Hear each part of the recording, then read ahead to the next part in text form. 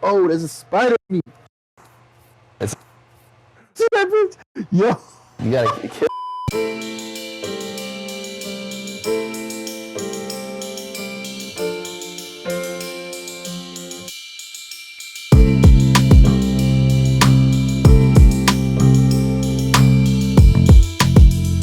You ready to put the stencil on? I'm ready. All right. Yo, I ain't got a tattoo in a minute, so I don't even remember how to paint this. So have you guys worked on this arm like from the beginning? Mm-hmm. Was it like in your head like how you're gonna put it together? Hell like, no. only the sacred like filler. But so when you look at it like this, like when it's like kind of pieced, now how do you? We're gonna try to that was the plan from the beginning, is that when it's done, the whole background of it will be like geometric honeycomb in a lighter value. Damn. That's gonna like twist the whole arm. Yeah. So it'll tie everything together, like twisting it. Like one thing that him and I've been talking about is that it's all these guys trying to fill their body by 18. Yeah, and it's 100%. either free or just horrible tattoos from a local guy. Yep. And it's like just wait. Just relax, Sean. No, but literally that's what I say the same thing. Like Ja Morant is my go-to like example. All clouds. But that's what it is though. They wanna just look like they have tattoos. Yeah. And he's seen me before just tell players like, I'm not gonna fucking do it. Dude. Like I'm not gonna sit there and just cover you up in bullshit. If you want good tattoos, they're gonna take time and we're gonna do it. But no.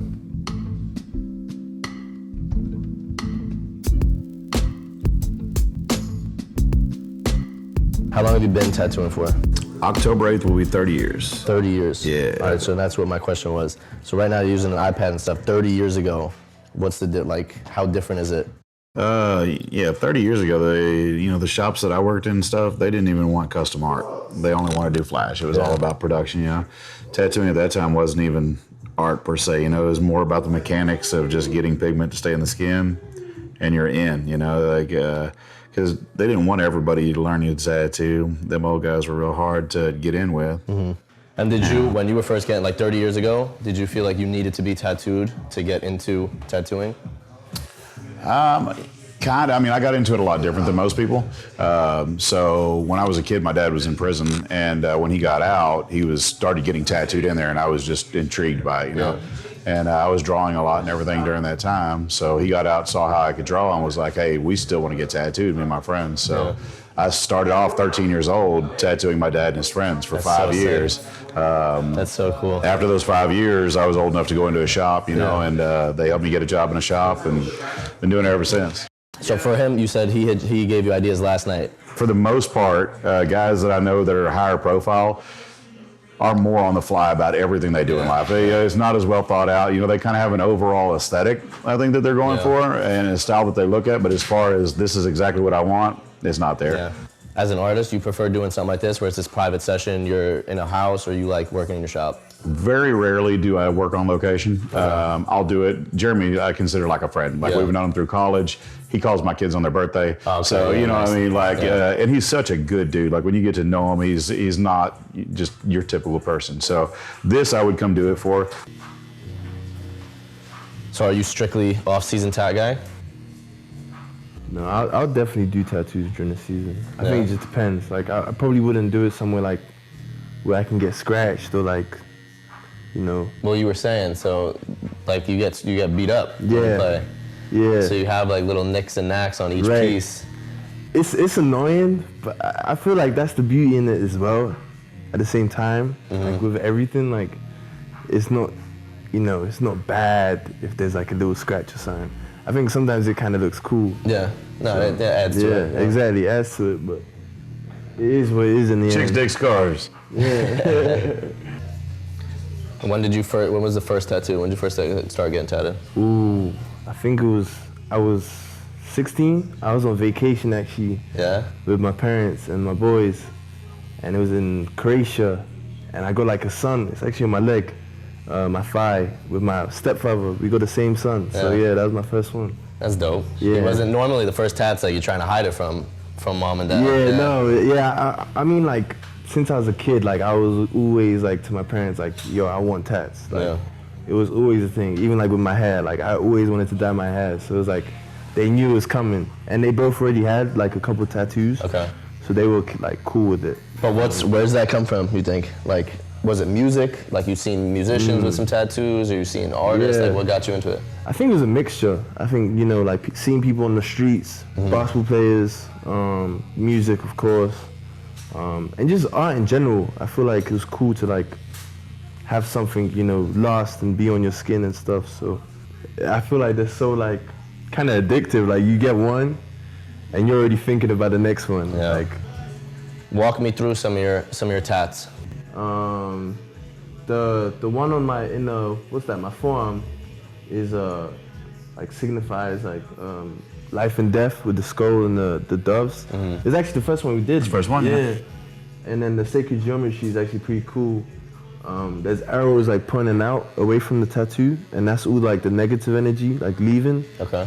And then like there's a vertex around the dove and the skull, and that's all like the positive energy staying in and stuff. So it kind of shows a cool meaning to that. The outside of my forearm, I have Mary and Jesus, and it's abstract. Abstract, really cool. Yeah. That's dope. It's actually, I go upstairs. I'll bring it down. It's a figure my mom gave me when I was really young. Okay, dope. And like it's like literally wherever I went, I always had it with me. So it was like cool to like Get put that exactly. get He tagged. sent me a picture. He was like, "Do you think we can make this a tattoo?" I was like, "Fuck yeah, we can do it." That's fire. Yeah, so there's a bunch, and then my shoulder is actually a cool one, probably one of my favorite ones. It kind of shows. Damn, why am I? Icarus. Yeah, It's Icarus fallen angel. falling, yeah.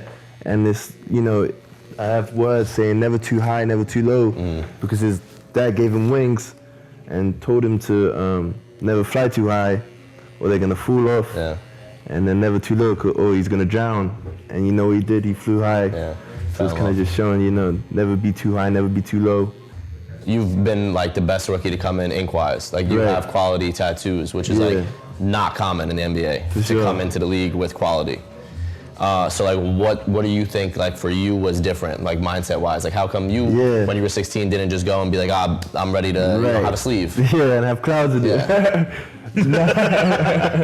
I don't know, I've always been kind of out the box. Like I was always trying to, think differently, be a little different.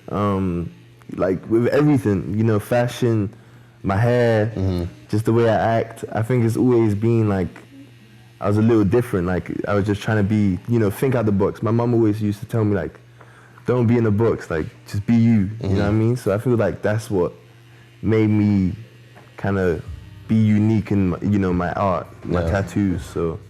Do you think like traveling a lot, like growing up and like being in Europe and stuff, played an influence on like your... No, definitely. I think it like, seeing different things, different cultures, the way people, act, their perspective on life, I feel like that really helped too. Yeah. So no, that definitely helped.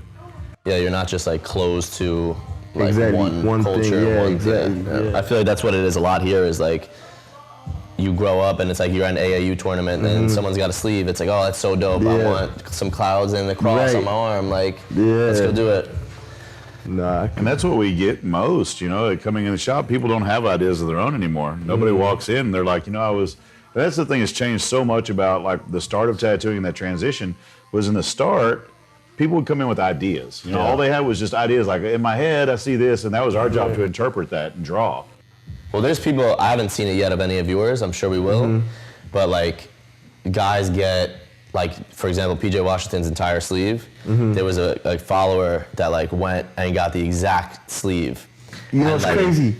People ask me like, yo, can you send me a picture of your forearm? I want to get that. I'm like, I even just ignore it. Yeah. I'm like, nah, I can't do that, but no, a bunch of people ask that. Well, it's a video game. Yeah. It's crazy though to be like, I don't know. I feel like it's cool to look at something and be like influenced, and then you're like, oh, dope, I can play with that. For sure. But to want like the exact stencil of somebody else, I think it's just weird. Yeah, it's weird. And I like, sometimes I tell them like, yo, be unique. Like, like you said, you can get some ideas from it, but don't actually like copy the whole thing. Talk to me about the hair, because the hair is like a big thing. Like everyone loves the hair. Right. When did it start? Why? Yeah. It actually started in Baylor. When was it? I want to say like August? Yeah. It was August. I started really like, I had an afro. It was brown at the time, like black, brown. And I was like, you know what? Let's go blonde. Like, let's go dye it. And from then it just went off. But like, it was always a thing that I always wanted to do. Like my mom, I always used to tell my mom like, I want to dye my hair. And she would always be like, no, wait until you're 18. Like, wait. So I was like, cool, I'm going to respect my mom. And I waited, and, Baylor was a perfect time. I'm away from home. Yeah. It was just perfect time. And, since then I've done so many hairstyles. And it's a cool thing because it doesn't only, I feel like it inspires, other people, it engages other people. 100%. So I feel like it's a cool thing to do because it's 100%. Not only affecting me. I was gonna say, I think you have such a following of people that aren't even tapped into essentially what you're doing on the court, but more so just what you're doing off the court. Your tattoos, your hairstyle, your like you know what I mean? Like, exactly. Where you've built that brand of like, what's Jeremy doing rather than like, how many points did he have tonight? Exactly. Exactly. And I feel like with everything, there's a right balance. So, of course, basketball is really important, but also the things you do off the court is too. Who does your hair? Is it you? You do all your hair, like your hair yourself? Or? No, I go somewhere. Okay. I have to. Yeah. I mean, I've done a couple, especially back when I was at Baylor. Like I would do it in a hotel room. Even like one time, remember when I shaved my head on the plane? Yeah, we're sitting on the tarmac going to K-State, and he's like, we had an hour flight, yeah. So we thought it'd be funny to shave his head. Yeah, He took out beard trimmers. Yeah, I shaved it. I mean, I didn't shave it. My teammate shaved it. Well, so then, the comparisons to Rodman, like that's like such a thing. Like everyone's like, oh, he's right, because the number, the hair, the tattoos, everything. Does that like have you kind of like accepted that now and been like, oh, it's dope, or like how did you first take that? Yeah, I mean, I think it's dope, and like I embrace it. I have to. I can't. I'm not gonna win an argument with a bunch of people who say it. And it's pretty funny to see that, he was number 10 at Spurs, and now I am. The hair, like, it's even funny to look at his tattoos. Yeah. Because they kind of like, it's weird, like, you look at my shoulder and I have like a son. Yeah. And he has a son too. Shoulder, yeah. It's like, I promise you right now, I have no weird obsession with Rodman. Like, it just happened, you know what I mean? Are you wearing just a Rodman fanboy growing up? Nah, I wasn't. But like, again, like I want to be me. Like I don't want to be Rodman, I want to be Jeremy Sohan. So it's pretty funny, but at times it does get annoying. Yeah. But. Yo, what's good, guys? I'm super excited to announce that Prize Picks is the official presenting partner of Sessions. Prize Picks is a super easy daily fantasy game that puts you up against the Prize Picks projections. It's super simple. You pick anywhere from 2 to 6 players, pick more or less against their Prize Picks projections, and then submit your entry. Prize Picks does weekly, fun, interactive promos as well, like Taco Tuesday, where they put the projections in your favor. Prize Picks is going to get you right this NBA season, as they're matching your first deposit up to $100. That means you put $20, they're going to put in $20. You put $100, they're going to put in $100. You guys know I'm rolling with the Nets all season, and of course I'm rooting for the Inked NBA MVP, Jordan Clarkson. Jump over to the Prize Picks app or prizepicks.com/inked for a chance to win up to 25 times your money. Promo code INKED to get that first deposit matched. Peace. Talk to me about the free throws, the one-handed free throw stuff. Yeah, happened out of nowhere really. Like, of course, one thing that I need to do, improve on, I can't hide it, is my shot. And like, I was with Coach Brett Brown, working on my shot. And we would do a lot of one-handed stuff, and I would go on like streaks of just making a bunch of one-handed shots. And then Coach Pop's like, "Yo, come here," and I'm like, hey, "What's up, coaches?" And he's like, "You're shooting one-handed, straight up, like blunt, like you shooting one-handed." Came from Pop. Yeah, it came from Pop. Wow. And I'm like, "Are you serious?" He's like, "Yep." The first game I went 1 for 4. But it's because I put a dribble in, and like I couldn't really grip the ball well. And of course I was a little nervous, I ain't gonna lie. Like, it was kind of weird, shoot one-handed, everyone, staring at me like, what the hell are you doing? Exactly. Yeah. And I remember the first time I shot it, I looked at Coach Pop, and he used to smile at me, like, good job. So good, yeah. As long as he's happy, that's it. Exactly. So I'm like, you know what, let's do it, let's keep wild. going. But that's like, that's the progression of Pop too, though. Right. I feel like you would have, 10 years ago said like, Pop, you shoot one-handed free throw? Yeah. Absolutely not. In my eyes, like, it is what it is. Yeah. You know, I'm gonna do something because I want to improve. Well, your percentage went up like a lot from it. It went up, but like I feel like people, you know, are scared of change. Yeah. So I feel like that's why they respected it even more because you know I actually wanted to do it. Yeah. So. Well, that was another draw on the Rodman thing. Yeah. Was people were like, oh, the one-handed free throws. Yeah. The funny thing is though, Rodman only did it once. Yeah. So it's not really, you know, true in a way, but you know. But no, they did that clip. The clip that went viral. Yeah, exactly. It was like same number, same uniform. Yeah, I was like, yeah. Do you have any like funny tattoo stories? Snap. Probably the hands and the hands. I actually did it in the garage. Really? With one of my teammates, Langston. Yeah. Yeah, it was my only garage tattoo. But it didn't turn out too bad, I don't think. So. No, that's pretty good. But where'd you like? How does that even happen? You just walked into a garage and the guy. I don't know. I think he was tattooing a lot of the girls. Okay. And me and Langston just found out, and I was just hungry for a tattoo. Yeah. And it was like one night we was like, you know what? Why not? How much you think you spent lifetime on tattoos? Money Lifetime? Yeah. Money wise? Shit, no crazy, nothing. How much? I think it's just my leg, really. Well, I mean, on this, you'd be probably about 600, 6,000 right now, but yeah. 6,000 plus this. Probably say around 10. Okay. That's not bad, honestly. It's not bad, it's not yeah. bad. For like most of the arm, most of the leg. Yeah. All right.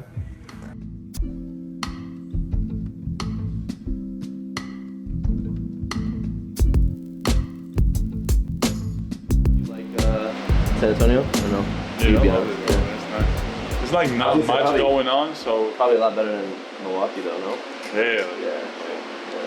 Milwaukee was not it. Yeah. It was so cold. I couldn't even go out. You gotta do it, bro. When you get tatted with ink, you gotta let me know. Yeah, well, I'll fly him out soon. I think I'm gonna get my stomach next to Stomach, really? Yeah. I see you gotta fill in the back of this elbow. Yeah, I got that. Yeah. I got that last year. It's already fading away because it's like The elbow, yeah, you move a yeah, lot. the elbow. It's tough to maintain. I had this and this. Yeah, this one. Georgia outline. Watch though, I'm gonna go crazy.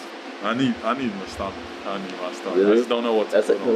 the last place I want to hit is my stomach. Yeah. I went to him when he was like just starting. Yeah. Like, I got my first piece with ink, the whole shoulder for $100, bro. I got this for $100. It's crazy. He's Have a you nice done- artist. What? Yeah, he's mad. The leg is ridiculous. It's sick. Yo, what? Look at that. I know. It looks so realistic. From over here too. Yeah. See, I can't do that, man. Paying bands for a tat. You gonna catch me with no tats. I'm not doing it. How much you think you spent so far? No, I did spend 10 bands, but I feel like if you tell me like 10 bands in one sitting, I can't. Well, that's not one full sleeve. I know, but I can't, bro. I gotta hear 2, and then I gotta hear 1, and then I gotta hear 3, Yeah. and then slowly I'll get there. So we're gonna do some like follower fan questions. Uh-oh. Someone said, did you get any tattoos while in Southampton? I didn't. None. Actually, you know what? I haven't had any in England yet. Not one tattoo in England. No, not yet. Someone said, we know you like to dye your hair, but would you ever get a tattoo on your head? We kind of spoke about We this. spoke about that, but yeah, I would. I definitely would. How would that affect, like if you were trying to dye your hair, right? And let's say you got something on the back or something, Ooh. you know what I'm saying? Then you have to have it shaved so you can see Right. the tat. Exactly.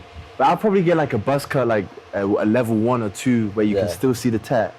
And then like depending on what kind of hair I dye, like what like color it is, you'll be able to see it. So All right, fair.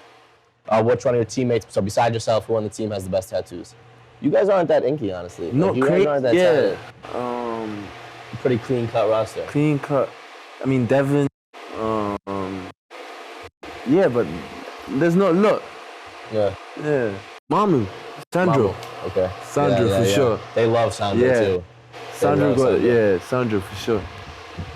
Top 5 albums. So give me, Top 5 albums. yeah, or just like give me one album that's like, what's your favorite all-time album? Process by Sampha. I've never Elite. heard it. Elite. Sampha, he's like more slow R&B. He's English. Yeah? So yeah. All right. Do you think? Oh, that's a good question actually. Do you think you have the best ink in the rookie class? In this rookie class? In the league? Yeah. Right. Why'd you choose number 10? So technically, I played in Europe. I played with number 9. Okay. And then in Germany, actually, I played with 1. Okay. And then at Baylor, I played with 1. So 9 plus 1 is 10. All right. It wasn't because of Rodman. Yeah. I was gonna say that's what everyone's gonna be saying. What's something you miss the most about the UK? The people. People. The people and the vibes. That's a wrap. The vibes.